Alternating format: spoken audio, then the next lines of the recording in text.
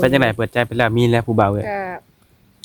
มีเขามาอยู่แต่ยังบ่มีไผจริงจังแต่แบบว่าเขาก็คือสิบ่จริงบ่จังดอกเป็นจังไดเบิ่งจังไดคือว่าบ่จริงบ่จังเลย เบิ่งเลยก็มีแต่ตัวเฮาหั่นเด้ ตัวอะไร ตัวแหละยังบ่ทันเห็นหยังก็ตัวเลย มันเป็นคนทางไหนคนทั้งไทยผู้คนอยู่ไทยโอ้คน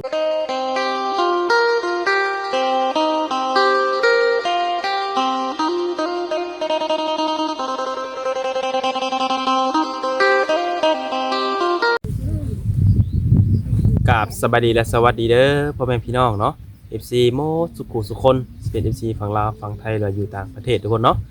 มื้อนี้ก็ยินดีต้อนรับเข้าสู่ช่อง YouTube ของบ่าวชัดคือเก่าทุกคนเนาะมาพบมาพอกับบ่าวศิลป์ในคลิปนี้ทุกคนเนาะก็มาอัปเดตสาวโสดรุ่นใหญ่เนาะก็เป็นทางขวัญนั่นเองทุกคนเนาะหลังจากที่เพิ่นเปิดใจไปนี่ก็หลายมื้อแล้วทุกคนเนาะก็มี FC ถามไทยเข้ามาว่าปัจจุบันนี้สาวขวัญเพิ่นมีชู้มีแฟนแล้วบ่มีคนคงใจหรือบ่ทุกคนเนาะทางเฮาก็ได้มาอัปเดตให้มื้อนี้แหละทุกคนเนาะก็สิฮู้นำกันทุกคนเนาะว่าหลังจากที่เพิ่นเปิดใจไปแล้วนี่จะมีแฟนหรือว่าจะมีเนื้อคู่แล้วหรือยังเนาะทุกคนเนาะก็มาฟังนำกันในคลิปนี้แหละทุกคนเนาะแต่สำหรับผู้ใดที่แบบว่าถ้าหากว่าเพิ่นบ่มีอยากโอ้อยากล้มก็จังหวะทักทายกันมาเข้ามาทุกคนเนาะก็สิบ่ว่าระยะห่างเลยทุกคนเนาะก็มีแต่ว่าสิเข้าไปอบรมกับสัมภาษณ์แล้วก็ถามไทยเนาะทางไอ้ขวัญนั่นแหละทุกคนเนาะว่าเป็นจังไดเนาะไปเข้าไปอบรมนำกันเลยทุกคนโอเคทุกคนเนาะมาเจอกันในคลิปนี้กับพี่แหละทุกคนเนาะกับมาหาทางสาวโสดเนาะที่เคยเปิดใจก็คือทางไอ้ขวัญนั่นเองทุกคนเนาะโดยสบายดี สบายดีเนาะคือมาเจอกันครั้งที่2เนาะมื้อนี้เนาะโดย หลังจากเปิดใจไปกะหลายมื้อแล้วทุกคนเนาะมื้อนี้ก็สิได้มาอัปเดตให้แหละว่าหลังจากที่เปิดใจไปแล้วนี่เป็นจังไดเนาะเป็นจังไดเปิดใจไปแล้วมีแล้วผู้บ่าวเอ้ย ก็มีเขามาอยู่แต่ยังบ่มีไผจริงจังหั่นเด้จริงใจนะคะเขาแต่ก็มีอยู่ มีอยู่แม่นบ่ แม่น หลายบ่ ก็ยังบ่หลาย แต่คนแชทมาจีบเอ้ยตอนนี้ จีบบ่ โดย ก็มีอยู่ประมาณ 2-3 คนแต่แบบว่าเขาก็คือสิบ่จริงบ่จังดอก เป็นจังไดเบิ่งจังไดคือว่าบ่จริงบ่จังเลย เบิ่งเลยก็มีแต่ตัวเฮาหั่นเด้ ตัวอะไร ตัวแหละยังบ่ทันเห็นหยังก็ตัวเลย โอ้ยสั่งมาเลย ได้เห็นหน้าเห็นตาเพิ่นอยู่บ่เอ่ย เห็นอยู่เห็นทางไลน์นั่นนะ โอ้ จะได้โทรวิดีโอบ่โดนให้ได้ แม่นโทรวิดีโอ เพิ่นเป็นคนทางไหน คนทั้งไทยผู้คนอยู่ไทย โอ้คนฝั่งไทย คนก็มี อืม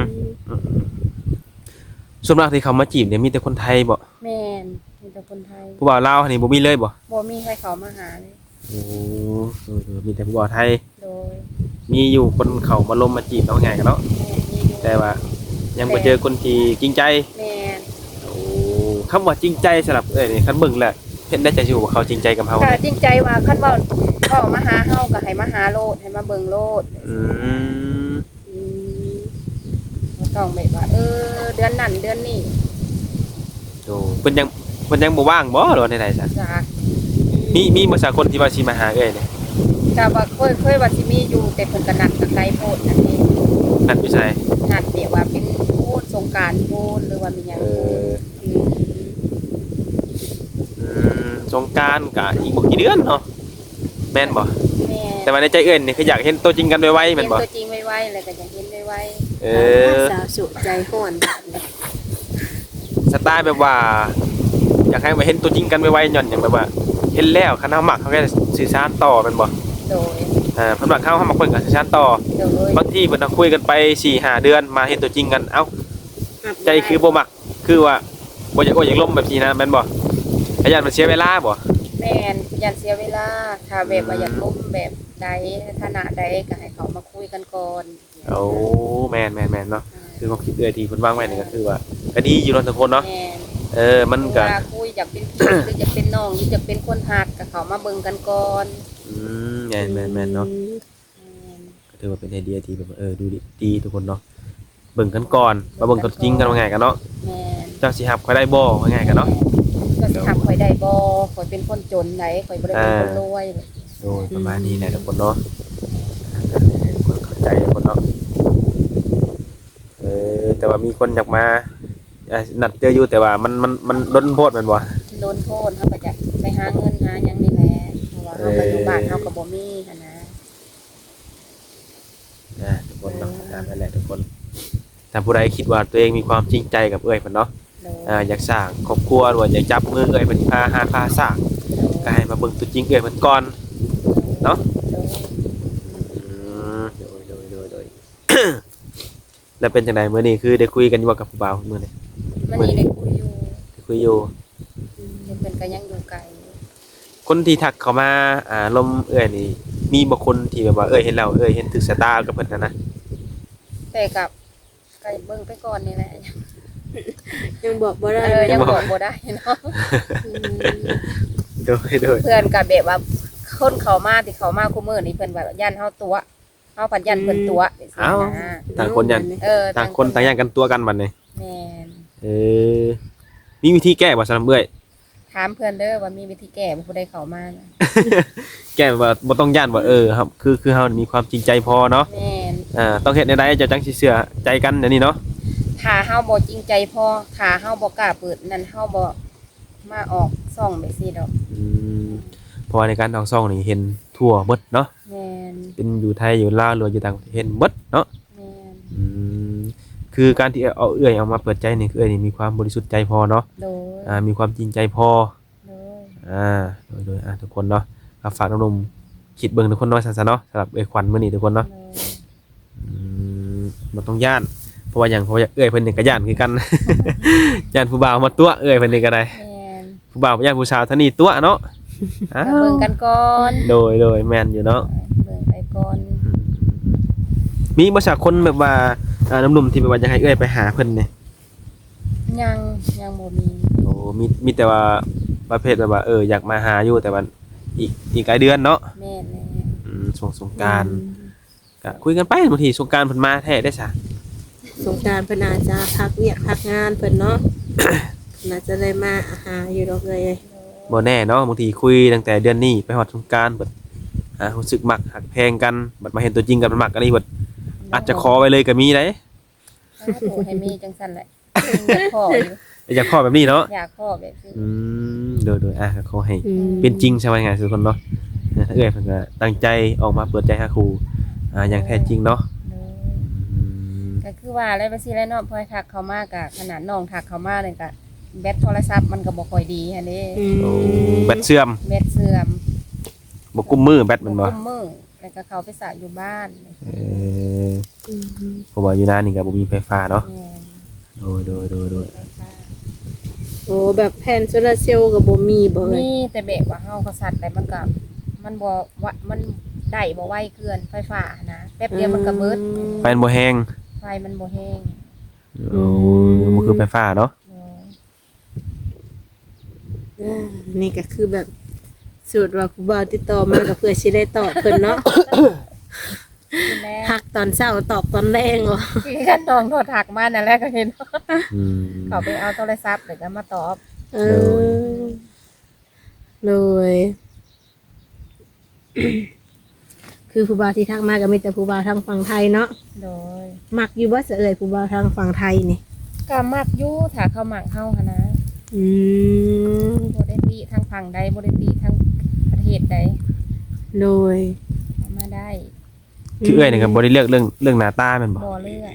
โอ้สำคัญอยู่ที่แค่นิสัยเนาะ แม่น นิสัยจิตใจ ไปนิสัยหักเฮาบ่ อืม บนตัวเฮาแบบนี้ โดย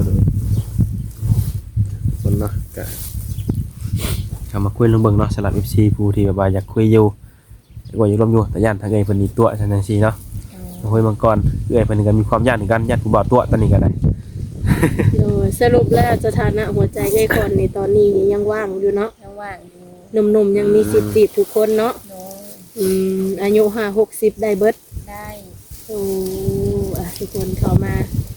ทำความรู้จักเบิ่งก็คือมีเฟซมีไลน์ให้เนาะ โดย อืมคือทางเอ้ยขอนจะสะดวกคุยตอนใดเอ้ยขอน ตอนกลางคืน ตอนกลางคืนเนาะ โดยเพราะว่าแบตเฮามันสิเต็มค่ะ แบตสมมุติว่าสาดมาแบตเต็ม100เนาะลินได้จักชั่วโมงนี่ ก็ได้อยู่จัก3-4ชั่วโมง โอ้ โดย คุยแต่ทางกลางคืนก็คุยได้โดนอยู่ แต่กลางเว้นนี่บ่ปานใด โดยเว้นก็เสียบแบตไว้ โดย หนมๆเพิ่นสิได้ทำความเข้าใจใหม่เนาะวางคุยเฉพาะตอนกลางคืนเนาะ โดย คือตอนแบบนี้ต้องขอตัวไปซัดแวดไปก่อน ว่าแล้วเนาะโทรศัพท์ก็มันเก่าเนาะคือคนนั่นแหละ คนกับเก่าจังซี่บ่ คนก็เก่าแล้ว อ้าว เก่าแต่ยังงามได้คนกันเนาะ สร้างว่าในวันนี้เนาะ โดย แต่ว่าไอ้คนนี่อยากไปเฮ็ดเวียกเฮ็ดงานอยู่ฝั่งไทยแม่นบ่ โดยอยากไปฝั่งไทย โอ้ได้ทั้งลูกสาวสิให้ไปบ่เอ่ย ลูกสาวเพิ่นก็ให้ไปอยู่เพิ่นก็ อื เพิ่นก็ ม ดูแลตัวเองได้เอง โอ้ เฮ็ดเวียกเฮ็ดงานได้แล้วนากินใส่ปากได้แล้ว อืมลูกสาวให้ไปอยู่เนาะ โดย ถ้าว่าเอ้ยได้มีโอกาสไปนี่เอ้ยสิเฮ็ดงานหยัง เบิ่งงานก่อนและเบิ่งก่อนแต่ในใจนี่ก็อยากเฮ็ดแบบว่า คือร้านอาหาร อืม งานบ้านจังซี่ก็ได้อยู่ โอ้ร้านอาหารงานบ้านเนาะ โดย หรือว่าขายกับข้าวกับน้ำได้บ่ แม่นได้ อืมอืมอืม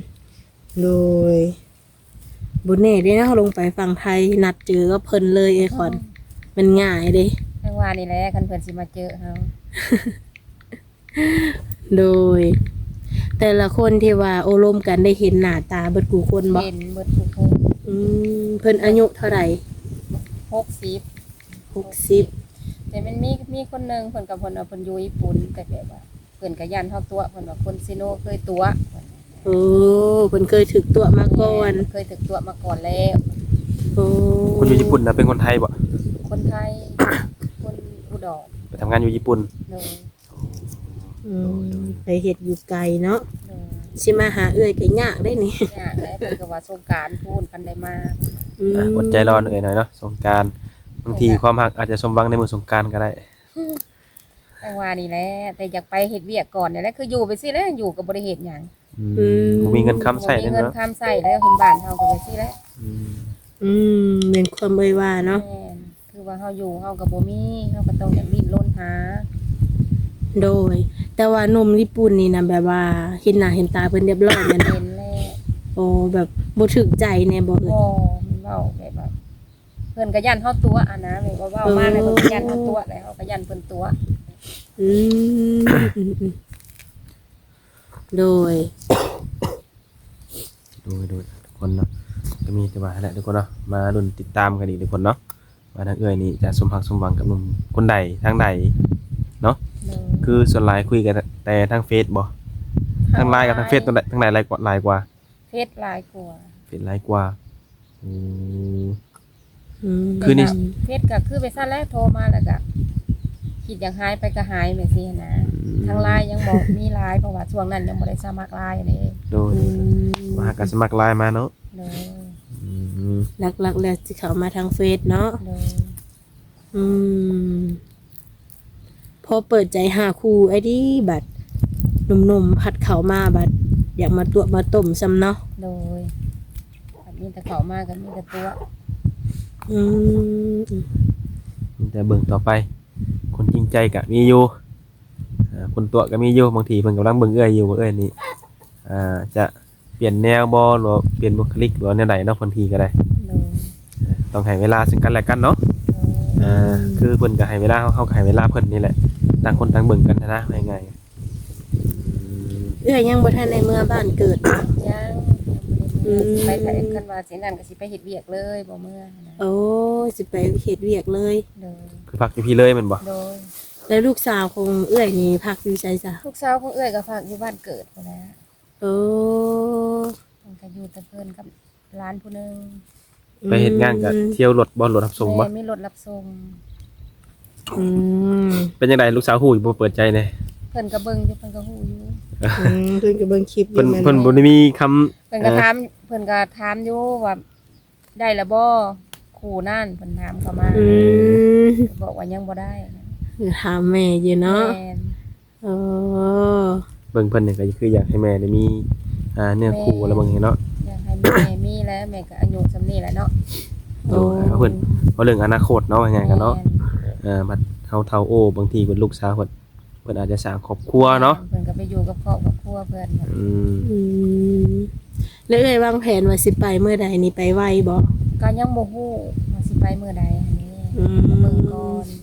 บ่แน่อาจจะเจอเนื้อคู่ก่อนก็มีเนาะ แม่นถ้าเจอเนื้อคู่ก่อนถ้าว่าเพิ่นว่าบ่ต้องไปเฮาก็บ่ไปก็ได้คันว่าซอยเหลือเฮาได้นะ ถ้าว่าซัพพอร์ตเบิ่งแยงเขาได้ แม่น เดือนหนึงเอ้อยใช้จ่ายเบิดเท่าใด ก็คือเฮาบ่มีก็คือไปสิแหล้วมีก็4-5แสนเฮาก็ใช้ไปสิแหล้ว อืม เฮาใส่ตามที่เฮาหาได้ ใส่ตามที่เฮาหาได้ใส่ตามที่เฮาบ่มี อืมโดย แต่แบบเอ้อยมาอยู่พี่ก็เอ้อยบ่ได้ไปดินไปเที่ยวทั้งใดบ่เอ้ย บ่ได้ไปใส่แต่ขนาดไปสากเบ็ดก็ยังให้ตลาดออกไปบ่เคยไปลินไปเที่ยวใส่ อยู่แต่น้ำนานี่ อยู่แต่ในหน้านี้ เพิ่นได้ปลูกได้หยังอยู่บ่อยู่นานี่ ปลูกมะม่วง ปลูกหมกหมูเอ้ยกับปลูกน้ำเพิ่นบ่ แต่ก็พอจะไหลง่วยเพิ่นได้มีแต่พวกน้องเลยปลูก โอ้นั่นคือไรงัวเขาสวนให้เพิ่น แม่นคันเพิ่นไปหันไปนี่ก็เผาสวนให้เพิ่นไหลง่วยให้เพิ่น อืม โดย โอ้เป็นจังไดคือเฟซนี่คือว่ามีการเปลี่ยนแปลงบ่ดวนให้ได้เฟซเอ้ยนี่ มันเปลี่ยนแปลงจังมันมีเพชรมันมี2เฟซแล้วมันเด้งขึ้นมาเมื่อก่อนเฮาใส่เฟซนั่นแหละมันเด้งขึ้นมานี่ ปัจจุบันให้ใช้เฟซตัวใด ใส่อันกับที่ควันซีว่าหั่นล่ะ อันสิว่าคือเก่าบ่ โดย หรือบ่ได้แม่นตัวเป็นภาษาอังกฤษบ่ บ่เคยใส่ภาษาอังกฤษ เพราะให้มันเด้งขึ้นมาเนาะโอ้โดย เพราะว่าเพชรนี่มันเคยแท็กครั้งหนึ่งแล้ว เคยเอาเพชรเขาไปใส่ครั้งหนึ่งจากไปเอาไปใส่ โอ้เฟซถึงแฮก แม่นแฮกตั้งแต่ช่วงโดนแล้วเท่าได้ปีแล้ว โอ้ มาเด้งขึ้นอีกเมื่อวาน อืมอืมโดย คือทางติดต่อว่าสิเป็นทางเฟซทาง LINE ก็ยังเป็นอันเก่าอันเดิมเนาะ โดยยังเป็นอันเก่าอันเดิม ในช่วงนี้ก็ยังวางโอลมผู้บ่าวคือเก่า โดย ถ้าว่าไปเฮ็ดงานก็จังหวะกันใหม่เรื่องเวลาเนาะ โดยไปเขาก็ไปถ้าว่าเลี้ยงเขาได้เขาแฮวอยู่เขาก็อยู่ เนาะแล้ว อืม ตามที่ว่าคุยกันเป็นไงกันเนาะ แม่นคุยกันก่อน ดูทุกคนเนาะ โอเคสนอก็บ่มีหยังได้เนาะมื้อนี้เนาะ เป็น มาอัปเดต เป็นการอัปเดตเพิ่นหรืออัปเดตสาวๆเนาะที่เพิ่นออกมาเปิดใจนี่มีแฟนมีคนคุยอยู่บ่ประมาณนี้หั้นนะผู้บางคนก็หลายๆคนก็อยากรู้คือกันเนาะ โดย ถ้ามีแล้วเพิ่นก็จะบ่คุยจะบ่จีบ แม่ ถ้าว่ายังบ่มีเพิ่นก็สิเข้ามาโอ้บ่ลงมาจีบหั้นนะแบบนี้ อืม ก็คือมามื้อนี้ก็ตอนฉันลอยก็คือยังโสดอยู่ก็มีคนแซกคนล้มอยู่แต่ก็ยังบ่มีผู้ใดว่าสิจริงจังจริงใจกับเฮาเนาะ ทุกคนเนาะก็เปิดใจให้หนุ่มๆผู้ใหม่เนาะผู้ว่าผู้เก่าก็ยังเปิดคือเก่าได้แต่ก็ยังเบิ่งกันไปอยู่ทุกคนเนาะสำหรับผู้เผื่อว่าฮะก็มาเห็นคลิปก็สามารถจีบรวมได้คือเก่าทุกคนเนาะก็มีแต่ว่า